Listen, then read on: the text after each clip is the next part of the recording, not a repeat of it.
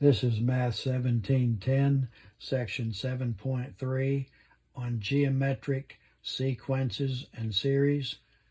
A geometric sequence, also called a geometric progression, is a sequence in which each term after the first term is obtained by multiplying the preceding term by a fixed non-zero real number called the common ratio, otherwise letter R, where R is a sub n plus 1 over a sub n.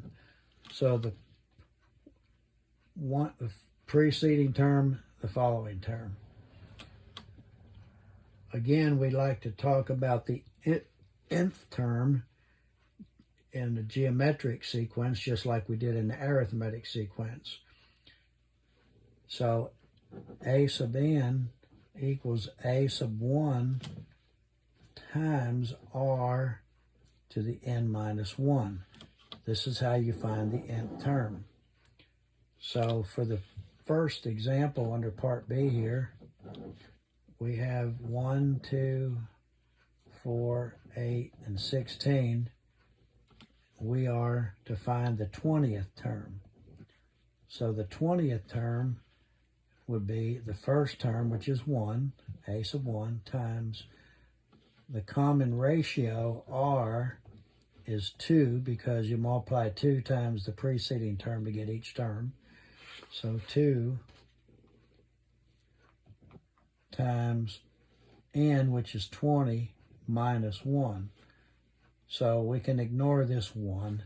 So that ends up being 2 to the 19th power, which is 524 to 88. So there's the 20th term. For the second example, we have the geometric series 4, 12, 36, 108, and so on. We are to find a sub 1 and, a sub n and a sub 5. So first we're going to notice that r is 3. Then we use our formula, a sub n. The first term is 4 times the common ratio 3 times n minus 1. So that's what a sub n equals right there. And a sub 5 is the first term 4 times 3 to the 5 minus 1 power, which is 4 times 3 to the 4th power, which is 324. And you can do this on your calculator. Okay. The third example, find the geometric sequence where a sub 3 is 20, a sub 6 is 160. So we're to find r and a sub 1. So this is what we're looking for right here. All right. So the third term, 20 times r times r times r, to get to the sixth term, we'd multiply by the common ratio 3 times. That equals 160. So that's 20r cubed equals 160. Divide by 20, r cubed is 8. So r is 2 when you take the cube root of both sides. To find a sub n, or a sub 1 rather, we would do the formula a sub n equals a sub 1 times r to the n minus 1, which is our formula. A sub 3 is equal to a sub 1 times r, which is 2, times 3 minus 2, So a sub 3 equals a sub 1 times 2 squared, which is 4. A sub 3 we already know is 20, so 20 equals a sub 1 times 4. So that tells us that a sub 1 equals 5 when you divide both sides by 4.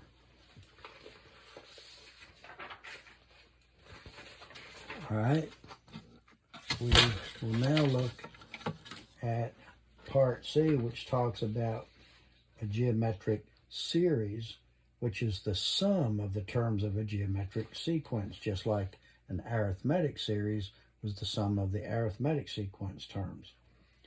So the formula is S sub n equals a to the 1 times 1 minus r to the n power. And that's over 1 minus r. So for number 1, under part C, it says find S sub 20. The sequence is 1, 2, 4, and 8, which tells us that r is 2. So S sub 20 is the first term, a sub 1 is 1, times 1 minus r, which is 2, to the 20th power, over 1 minus 2. So that gives us, we can ignore this 1 minus 2 to the 20th, over, this is negative 1. So we can divide these two by negative 1, and that'll change this to negative 1 and this to plus 2. So 2 to the 20 minus 1. And that equals 1,048,575.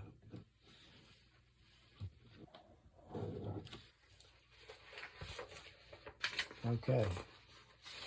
The next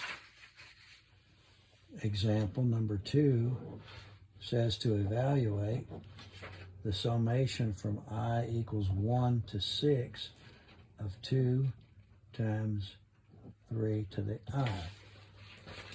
All right, that's going to be the same formula here. That's going to be S sub 6, because we're adding the first 6 terms, equals a sub 1. Now the first term is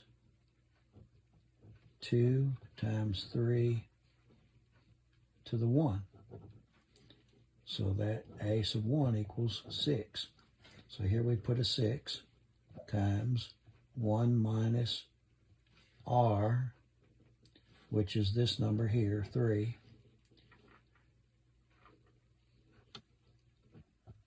to the n power, which is 6, over 1 minus 6.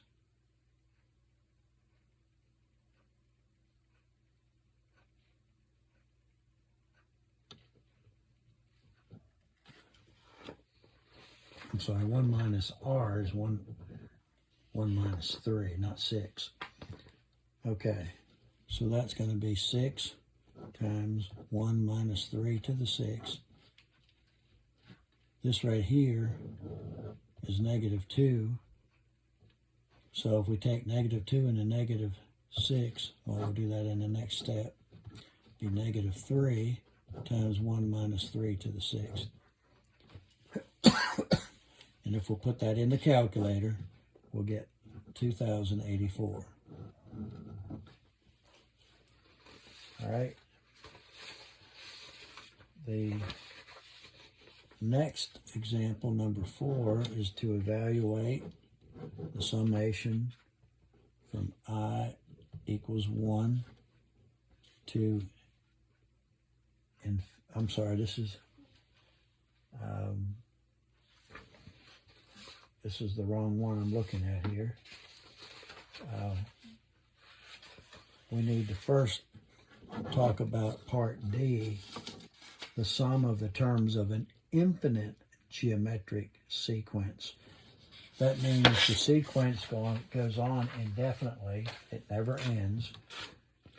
And we have two situations.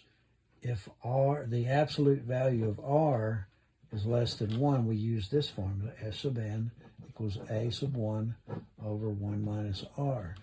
If the absolute value of R is greater than 1, the sum does not exist.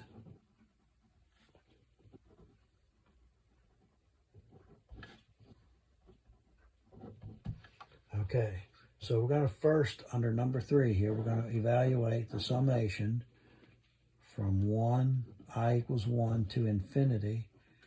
That tells you have an infinite sum, or the sum of an infinite sequence, and it's of negative 3/4 times negative 1/2 to the I minus 1 power. Okay, so the formula, we have to determine first of all what R is equal to. Since this is the first term, A sub 1 equals negative 3/4. R is this, the negative 1/2. So S sub n, using the formula, the first term is negative 3/4, and then 1 minus R, which is negative 1/2. So this is negative 3/4 divided by 1 plus 1/2 is 3/2. So we put 3/2 here.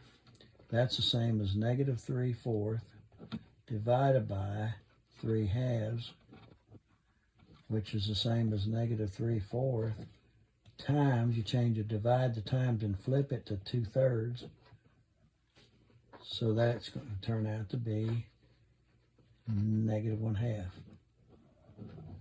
So if you add up all the terms in this infinite geometric series, you get negative 1/2.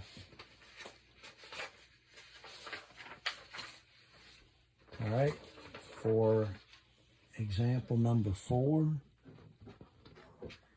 we are to evaluate I equals 1 to infinity of 3/5 rather, to the I power. Okay, so the common ratio is this right here. The first term is just a 1. Or sorry, the first term is A sub 1 equals 3/5 to the 1 power, which is 3/5. And R is also 3/5. So the summation, S sub n, equals 3/5 over 1 minus 3/5, which is 3/5 over 2/5. So that's the same as 3/5 divided by 2/5, which is the same as 3/5 times 5 over 2. So the 5's cancel and you get 3 over 2. So that's the sum of the infinite series there. Okay. Then we're going to look at something called the future value of an annuity. An annuity is like an account where you put money, deposit money, and after a certain period of time, the annuity has gained value. That's called the future value. And here we have this formula, S equals R times 1 plus I to the n power minus 1. All that over I. S is the future value at the end of a certain period of time. R is the amount of money that you put in at the end of each payment, like once a month or once a year or whatever. R is the interest rate. Otherwise, we can use I instead. And N is the number of periods. That's how often, the total amount of times the interest is calculated. So here we have this question. It says John is trying to save money for a trip. So he deposits $1,000. So that means that R is $1,000. He does it at the end of each year for 4 years. All right. So once a year for 4 years means that the interest is calculated 4 times. The interest, it says, is 2%, which is 0.02 as a decimal. It's compounded annually, so it's calculated once a year. They want to know what S equals. So S is R, which is 1,000, 1 plus I, which is 0.02. And again, sometimes R is used instead of I. N, we said, was 4. And then minus 1 here over I again, which is 0.02. So we can begin to simplify here a little bit. Let's take the 1 plus 0.02 is 1.02 to the 4th minus this 1 over 0.02. If we divide 1,000 by 0.02, we get 50,000. And then we get 1.02 to the 4th, and then a minus 1. We can put this in the calculator, and it'll come out to S equals $4,121.61, rounded off to the nearest cent.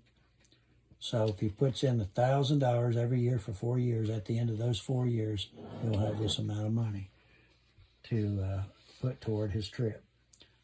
That concludes this section.